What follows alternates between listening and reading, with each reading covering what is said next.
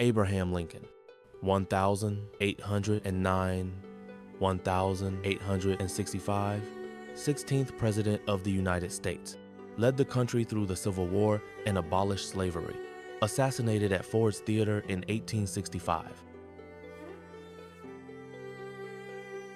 Edgar Allan Poe, 1809, 1849, master of Gothic literature and mystery, author of The Raven and The Telltale Heart. He shaped American horror and died under mysterious circumstances. Unidentified Victorian woman, circa 1845-1870s, typical of middle or upper-class portraiture in the 1860s. Many such images were taken in formal studios to preserve family dignity and status.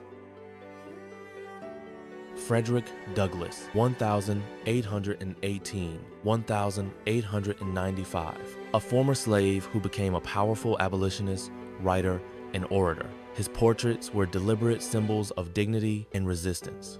Group of abolitionists, symbolic, 1850s, 1860s. This scene reflects real gatherings of figures like William Lloyd Garrison and Frederick Douglass, who met to plan strategies against slavery. Unidentified Victorian girl, born circa 1875, young girls were often photographed reading or holding books as symbols of innocence and education. Child portraiture flourished in this era.